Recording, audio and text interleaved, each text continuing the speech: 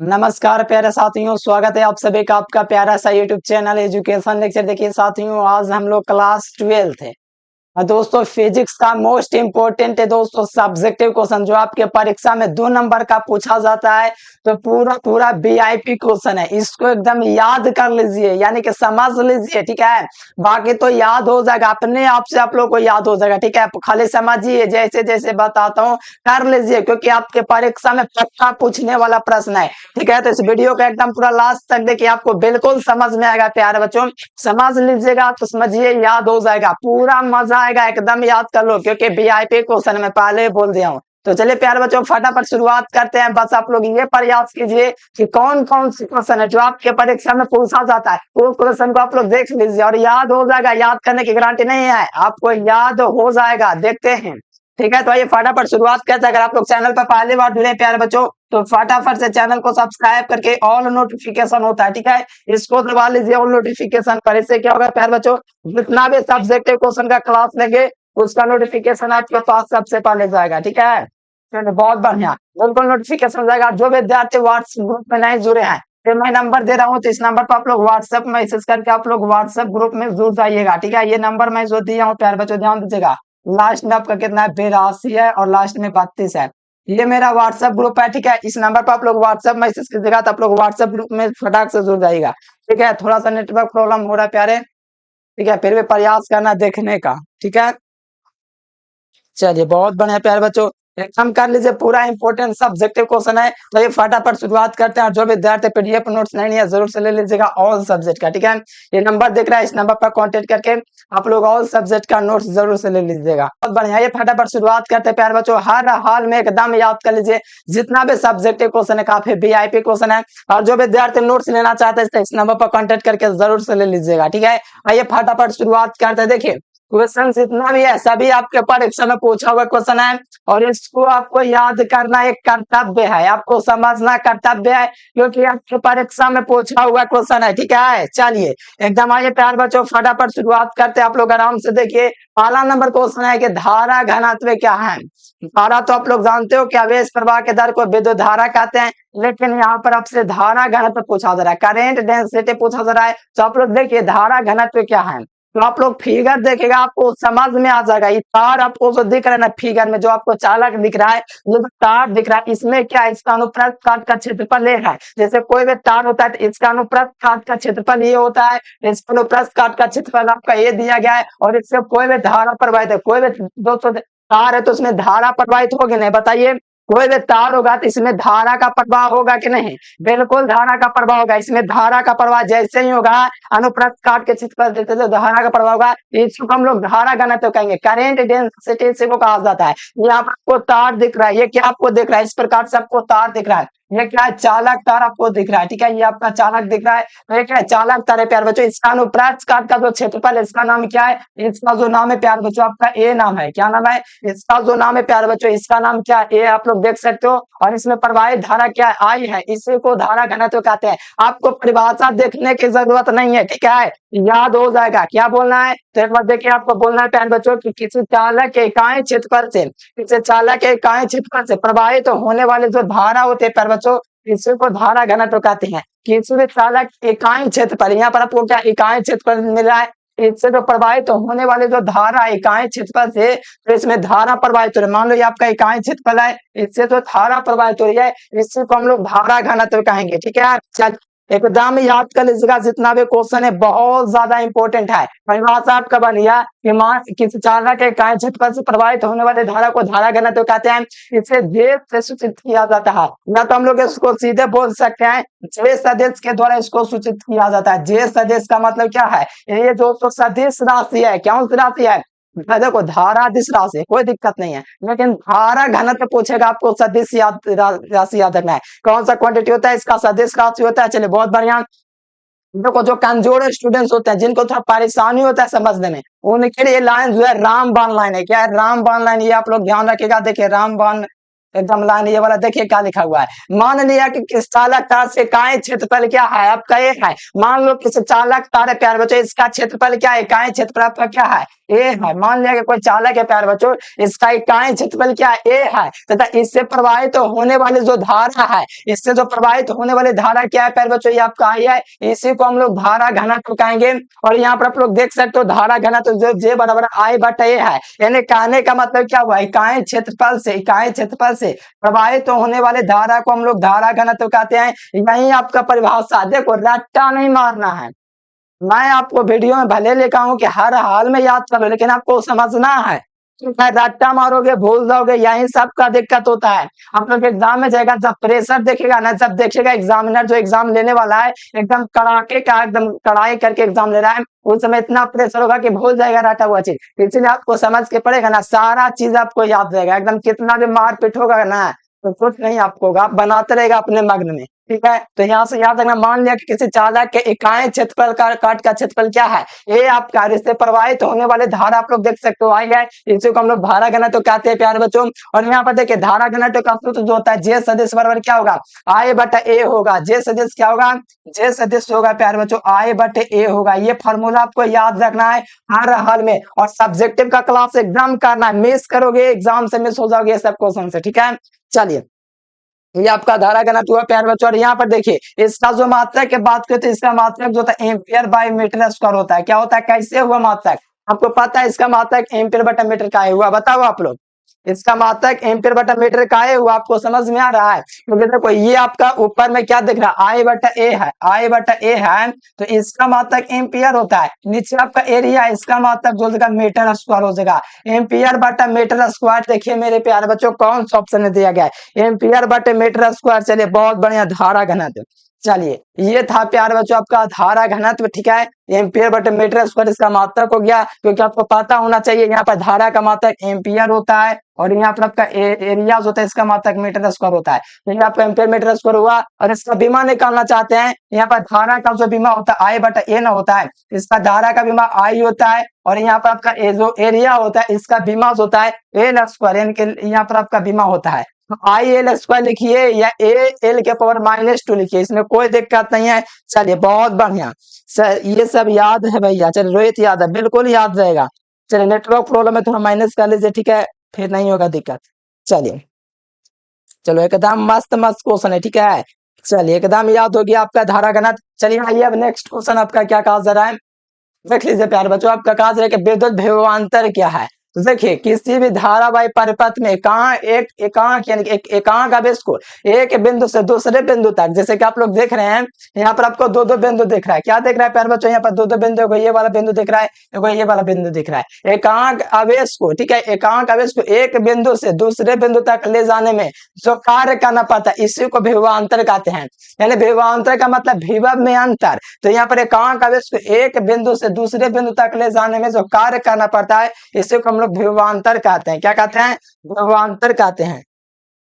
चलिए चलिए बहुत बढ़िया, इसी को हम लोग क्या कहते हैं, विभवांतर कहते हैं। और यहाँ से देख सकते हैं प्यारे बच्चों कि किसी भी धारावाही परिपथ में एकांक आवेश, यानी कि धारावाही परिपथ का मतलब क्या है, इसमें धारा आपका बहते रहना चाहिए। धारावाही परिपथ में एकांक आवेश को प्रवाहित करने में, एकांक मतलब एक आवेश को इसमें जो प्रवाहित करने में जो आप लोग का कार्य करना पड़ता है, जैसे कि एकांक आवेश को यहाँ से यहाँ तक ले जाने में जाहिर सी बात है कुछ ना कुछ तो वर्ग करना पड़ेगा। और ये जो वर्ग करने की जो होता है तो उसको कार्य करने की जो दर होती है यही आपका हो जाता है, आपका क्या विभवांतर हो जाता है।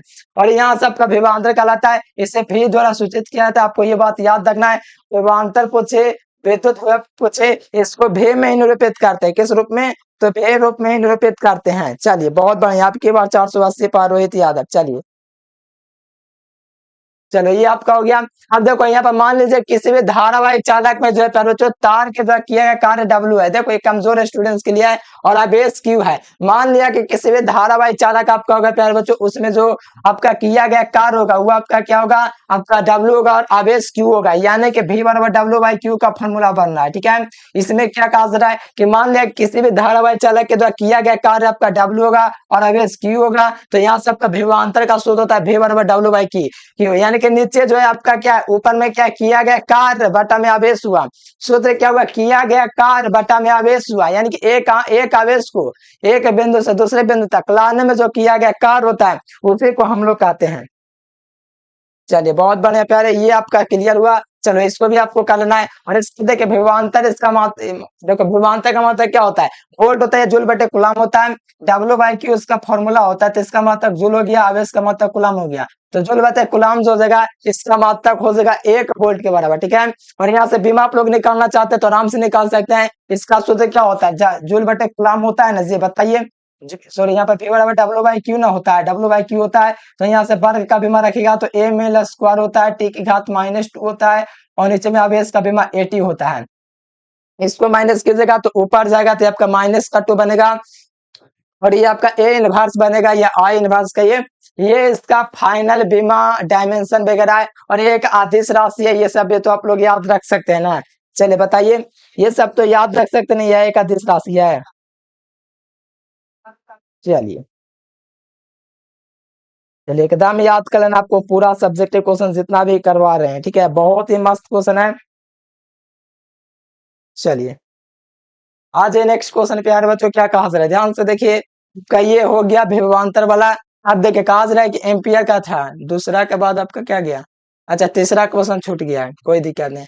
एम्पियर का परिपथीय नियम क्या है, तो किसी बंद वक्र के परितः, यहाँ पर देख सकते हो किसी बंद वक्र के परितः चुंबकीय क्षेत्र का रेखा समाकलन। ये बंद वक्र के परितः क्या है, चुंबकीय क्षेत्र का रेखा समाकलन, जिसमें आपका धारा दोस्तों क्या है, आई, इसमें आपका धारा प्रवाहित हो रहा है, क्या हो रहा है, इसमें आपका आई धारा प्रवाहित हो रहा है। इसके लिए मैं 5 नंबर में प्रूफ भी किया हूं, एम्पियर का परिपथीय नियम, ठीक है, धारा का टॉयराइड के लिए व्यंजक, ये सारा हम आपको चैप्टर 9 में आपको पढ़ा रखे हैं। तो ये सब आपको जाकर के देख लेना, 5 नंबर का क्वेश्चन है। देखिए इसको कैसे याद रखना है, देखो यहाँ पर आपको बोलना है किसी बंद वक्र के परितः, यहाँ पर क्या है, किसी बंद वक्र के परितः चुंबकीय क्षेत्र का रेखा समाकलन, ये क्या है, किसी बंद वक्र के परितः चुंबकीय क्षेत्र, चुंबकीय क्षेत्र क्या होता है, वेव वेक्टर होता है, ठीक है, वेव वेक्टर का रेखा समाकलन, ये आपका क्या है, डीएल आपका क्षेत्रफल यहाँ पर हो गया चुंबकीय क्षेत्र का।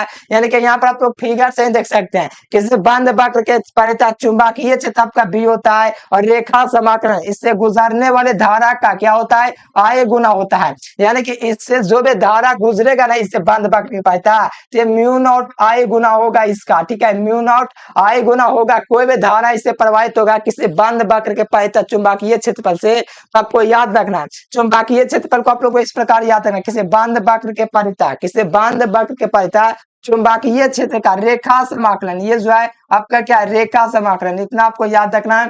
किसी बंद वक्र के परितः का मतलब समाकलन आपको ले लेना है। और आपको इस प्रकार से लिखना है कि किसी बंद वक्र के परितः चुंबकीय क्षेत्र का रेखा समाकलन, इस लाइन में आपको याद होगा। ये वाला देखने से आपको याद नहीं होगा, ये देखने से आपको याद होगा, क्योंकि फॉर्मूला से आपको याद रहेगा, ठीक है, फिगर थोड़ा भूल जाएगा तो दिक्कत हो जाएगा, लेकिन आप लोग याद रखेगा फॉर्मूला, तो फॉर्मूला से परिभाषा बनता है। ये तो आपको फिगर देख रहा है, इसमें धारा प्रवाहित हो रहा है, यहाँ पर आपका चुंबकीय क्षेत्र है, यहाँ पर आपका डीएल है, और यहाँ पर आपका पे बिंदु r0 पर आपका सेंटर इसका है। इस प्रकार से आप लोग याद रख सकते हैं, लेकिन मेन आपका फॉर्मूला है, फॉर्मूला नहीं याद रखेगा तो नहीं याद रहेगा, ठीक है। आपको याद रखना किसी बंद वक्र के परितः चुंबकीय क्षेत्र का रेखा समाकलन, ये आपका क्या हुआ, रेखा समाकलन हुआ। इससे गुजरने वाले धारा जो होता है म्यू नॉट आई गुना होता है, यही आपका कहलाता है। और म्यू नॉट जो होता है निर्वात की चुंबकशीलता होता है, और निर्वात की चुंबकशीलता का जो मान होता है ये भी आप लोग थोड़ा नोट कर दीजिएगा, अगर एग्जाम में आएगा तो 4 पाई गुना 10⁻⁷ हेनरी बटा मीटर होता है, ठीक है, ये आपका इसका मात्रक होता है। ये सब बात आपको जरूर ध्यान रखना है। चलिए बहुत बढ़िया, एकदम चलिए, यस सर ये हो गया है सर, बहुत बढ़िया, याद करना। देखिए जितना भी क्वेश्चन करवाए हैं पहले वही क्वेश्चन करवा रहे हैं, नया क्वेश्चन कुछ नहीं है, जितना हम आपको करवाए रिवाइज करवा रहे हैं और एग्जाम तक रिवाइज करवाते रहेंगे, याद करवा देंगे पूरा, ठीक है, बस आपको देखने की जरूरत है। आइए यहाँ पर देखिए कहा जा रहा है कि टॉराइड क्या है, टॉराइड क्या है, तो किसी बंद वलय के रूप में, देखो ये आपका दोस्तों क्या है कि आपका क्या परिनालिका है, ये क्या है प्यारे बच्चों, ये जो आपका परिनालिका है, यहाँ पर क्या है, ये आपका परिनालिका है, ये आपका क्या है प्यारे बच्चों, परिनालिका है। तो किसी बंद वलय के रूप में मोड़े गए लंबे परिनालिका को टॉराइड कहते हैं। इसके लिए 5 नंबर का व्यंजक कैसे प्राप्त करना है, इसे भी मैं आपको पढ़ाया हूँ। तो जो है प्यारे बच्चों, किसी बंद वलय के रूप में मोड़े गए लंबे परिनालिका को, ये जो लंबे परिनालिका इसको बंद वलय के रूप में मोड़ देंगे इस प्रकार से, तो ये वाला इसको हम मोड़ेंगे प्यारे तो इस प्रकार से हमको प्राप्त होगा, यानी कि इसे बंद वलय के रूप में मोड़ेंगे, लंबे प्रणालिका को टोरॉइड कहते हैं। और इस प्रकार अगर टोरॉइड का परिभाषा आएगा तो आपको एग्जाम में क्या करना है, इसी प्रकार से वो फिगर बना देना है। पहले तो आपको परिणालिका का फिगर इस प्रकार से बना लेना है, देखो इसको इस प्रकार से तार की तरह पहले करना है, इस प्रकार से आप लोग, ठीक है, इस प्रकार से करना, फिर यहाँ से ऐसे ऐसे करना, ऐसे ऐसे करना, ऐसे ऐसे करना, बढ़िया से गोल गोल, फिर यहाँ से कर देना। यहाँ से आप लोग धारा भी इसमें प्रवाहित कर सकते हो, इसमें कोई दिक्कत नहीं है, ठीक है। तो किसी बंद वक्र के परितः, सॉरी यहाँ पर आपका मैंने बोल दिया क्या, एम्पियर का परिपथी नियम, किसे बंद वलय के रूप में मोड़े गई, तो बंद वलय प्यारे बच्चों इसकी मोड़े गए लंबे प्रणालिका जो है, इसको मोड़ेंगे लंबे प्रणालिका को, तो इसको हम लोग टोरॉइड कहेंगे। इसको इस प्रकार से मोड़ दिया गया, इसको यहाँ तक लाया गया है, तो ये मोड़ा गया, तो ये इसको मोड़ दिया गया, स्प्रिंग होता है इसको मोड़ देता है, उसी प्रकार इसको मोड़ा गया, तो इस प्रकार से आपको प्राप्त हुआ है। चलिए याद हो जाएगा ना, चलिए बहुत बढ़िया, ये आपका टोरॉइड कहलाता है। और टोरॉइड के लिए देखो तीव्रता के लिए व्यंजक ये सारा मैं करवाया हूँ, वेबर और म्यू नॉट आई है, एन आई कैसे प्राप्त होता है, 5 नंबर के लिए करवाऊंगा तो इसके लिए स्पेशल से केस में आपको करवा देंगे, ठीक है। ये 2 नंबर में आपको थोड़ा याद रखना है, जिसे आप लोग को थोड़ा थोड़ा लिख देना है कि अनंत लंबे के प्रणालिका जिसे कहा जाता है वो आपका होता है एन बराबर क्या होता है, एन बटा आई होता है। चलो ये भी आपका हो गया। 2 नंबर के रूप में याद रखा, भीम मापे के उपयोग देखिए, भीम मापे का उपयोग कहाँ कहाँ होता है, देखिएगा भीम मापे इसका यूज कहाँ कहाँ हम लोग कर सकते हैं। देखिए इसका भीम मापे के द्वारा दो सेलों के, देखो दो सेतुओं की या दो सेतों की, सेतुओं होगा, ठीक है। यहाँ पर क्या है कि भीम मापे के द्वारा दो सेतु विद्युत वाहक बलों की तुलना की जाती है। दो सेतुओं के विद्युत वाहक बल जो होता है इलेक्ट्रोमोटिव फोर्स, आगे पढ़ाएंगे हम आपको, ये जो होता है विद्युत वाहक बलों की तुलना करता है, कौन, भीम मापी विद्युत वाहक बल की तुलना करता है, यानी कि बलों को मापता है। और साथ में सेल का जो होता है आंतरिक प्रतिरोध ज्ञात करता है, कैसे भी सेल होता है भीम मापी का, उसका अंदर यानी आंतरिक जो प्रतिरोध होता है उसको ही निकालता है भीम मापी। और ये दो भीम मापी होता है, सेल द्वारा प्रवाहित धारा को मापा जाता है, यानी कि सेल द्वारा कितना दोस्तों धारा प्रवाहित हुआ है, ये सब जो पोटेंशियल मीटर मापता है, कौन मापता है, पोटेंशियल मीटर। तो ये सब इसके कुछ उपयोग है, यूजेस हैं, जिसे आपको याद रखना है। भीम मापे के तहत दो सेलों के विद्युत वाहक बलों की तुलना किया जाता है, यानी कि जो भीम मापी होता है दो सेल्स होता है उसके विद्युत वाहक बल होता है इलेक्ट्रोमोटिव फोर्स, उसको ये मापता है विद्युत वाहक बल को, ठीक है। ये जो होता है पोटेंशियल मीटर का ये सब काम होता है। और आपके परीक्षा में पूछा जाता है किसी इसका 2 उपयोग बताइए भीम मापी का, तो ये सब जो है आपको जरूर याद रखना है, ठीक है। 4 उपयोग मैंने लिख रखा है, जिसमें से आपको 2 3 एकदम याद रखना है, चाहे तो चारों आप लोग याद रख सकते हैं। पहला वाला याद रखना, भीम मापे के द्वारा दो सेलों के क्या विद्युत वाहक बलों के तुलना किया जाता है, और यहाँ पर भी वही वाला है, ठीक है। तो पहला और तीसरा लगभग सेम आपका है। चलो ये आपका हो गया भीम मापे। अब देखिए विशिष्ट प्रतिरोध यानी कि रेजिस्टिविटी है, जिसे स्पेसिफिक रेजिस्टिविटी भी कहा जाता है, स्पेसिफिक रेजिस्टेंस, हाँ रेजिस्टेंस कहा जाता है, जिसे विशिष्ट प्रतिरोध या प्रतिरोधकता कहा जाता है, रेजिस्टिविटी या रेजिस्टिविटी रिएक्ट क्या कहा जाता है, स्पेसिफिक रेजिस्टेंस, ये आपका कहा जाता है। नाम देखिए कंफ्यूजन वाला, विशिष्ट प्रतिरोध या प्रतिरोधकता दोनों में क्या है, तो देखिए किसी भी चालक का प्रतिरोध जो आर होगा, यानी कि इसका फॉर्मूला क्या होता है, रो बराबर आर बटा एल होता है, आर बटा एल। किसी चालक का प्रतिरोध आर इसके अनुप्रस्थ काट के क्षेत्रफल के गुणनफल के समानुपाती तथा इसके बेस के दूरी के कैसा है, वह कर्मानुपाती है, इसी को हम लोग कहते हैं विशिष्ट प्रतिरोध, ठीक है। इसे रो द्वारा सूचित किया जाता है, देखो फॉर्मूला से याद रखना है, किसी चालक का प्रतिरोध आर इसके अनुप्रस्थ काट के क्षेत्रफल के गुणनफल के समानुपाती, आर का मतलब क्या हो, किसी चालक का प्रतिरोध आर इसके अनुप्रस्थ काट के क्षेत्रफल के गुणनफल के समानुपाती, और इसके लंबाई के अनुपात को चालक का क्या कहते हैं, विशिष्ट प्रतिरोधकता कहते हैं, क्या कहते हैं, सॉरी यहाँ पर विशिष्ट प्रतिरोध या प्रतिरोधकता कहते हैं, ठीक है। ये याद रहेगा। चलो ओम मीटर हो जाएगा प्यारे बच्चों, इसका मात्रक देखिए, थोड़ा नेटवर्क प्रॉब्लम हो गया, थोड़ा मजाक खत्म हो गया, ठीक है।